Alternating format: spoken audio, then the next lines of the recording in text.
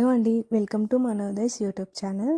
So ఈరోజు నేను ఇంకొక వీడియోతో మీ ముందుకు వచ్చేసాను సరికొత్త రెసిపీతో.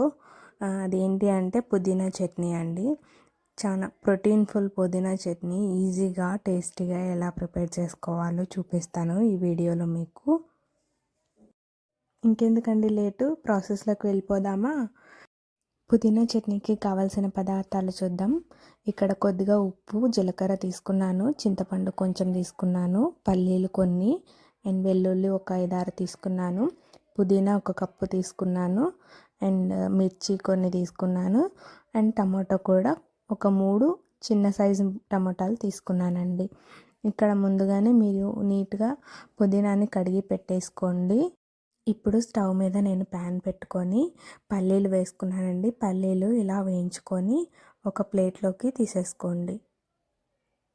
ఇలా మరీ వేపుకోవద్దండి, ఒక లైట్గా వేగిపోవాలి, లేదంటే మాడిపోతాయి. స్లో ఫ్లేమ్లోనే చేసుకోవాలి. సో ఇప్పుడు అదే ప్యాన్లో కొద్దిగా ఒక టూ టేబుల్ స్పూన్స్ ఆయిల్ వేసాను.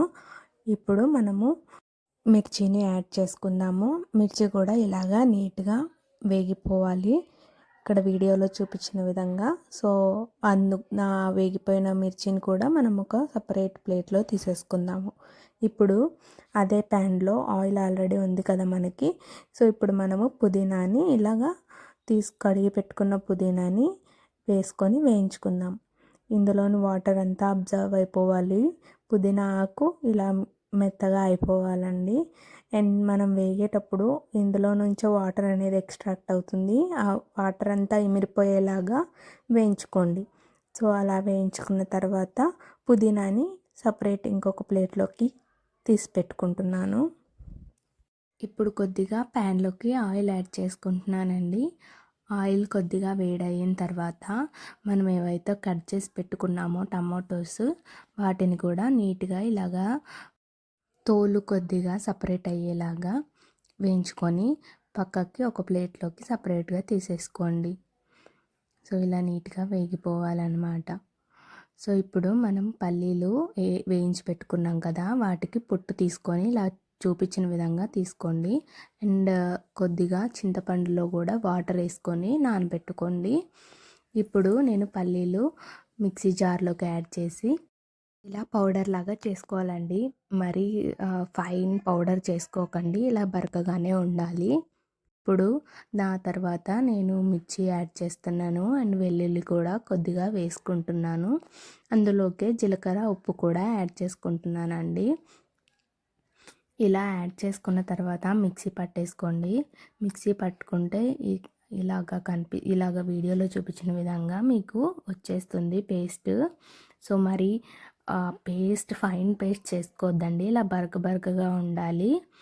సో ఇందులోకి నెక్స్ట్ నేను పుదీనా ఆకు అనేది యాడ్ చేసేస్తున్నాను. ఇది చాలా సింపుల్గా చేసేసుకోవచ్చండి, చాలా 15 మినిట్స్లో అయిపోతుంది. సో అదే పుదీనా పేస్ట్ చేసిన తర్వాత ఇప్పుడు నేను టమాటోస్ కూడా యాడ్ చేసుకుంటున్నాను. ఇందులోకే మనం చింతపండు నానబెట్టుకున్నాం కదా, ఆ వాటర్ కూడా యాడ్ చేసేసుకుంటున్నానండి. ఇలాగ పేస్ట్ మనకి రెడీ అయిపోతుంది. ఇప్పుడు మనం తిరువాత కోసం ప్యాన్ పెట్టుకొని నేను కొద్దిగా 2 స్పూన్స్ ఆయిల్ యాడ్ చేసుకుంటున్నానండి. సో ఆయిల్ కొద్దిగా వేడయిన తర్వాత తిరువాత గింజలు వేసుకుంటున్నాను. అది కొంచెం వేగిన తర్వాత నేను కరివేపాకు, ఎండుమిర్చి తీసుకున్నానండి, 2 ఎండుమిర్చి. ఇది ఇంగువ అండి, మీకు ఈ ఫ్లేవర్ నచ్చకపోతే కంప్లీట్గా స్కిప్ చేసేసేయచ్చు. సో ఇంగువ కూడా కొద్దిగా యాడ్ చేసి మనము పేస్ట్ చేసి పెట్టుకున్న చట్నీని ఇందులోకి యాడ్ చేసేసుకుంటున్నాను. మంచిగా ఇది మిక్స్ చేసుకోవాలండి. మిక్స్ చేసుకుంటే ఇలా కనిపిస్తుంది. అంతేనండి, తిరువాత పెట్టేసుకొని అలాగా బాగా మిక్స్ చేసుకొని దింపేసుకోవడమే అండి.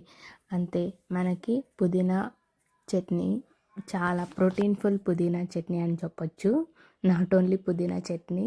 సో మనకి ఈజీగా 15 మినిట్స్లో రెడీ అయిపోతుందండి. చాలా టేస్టీగా ఉంటుంది.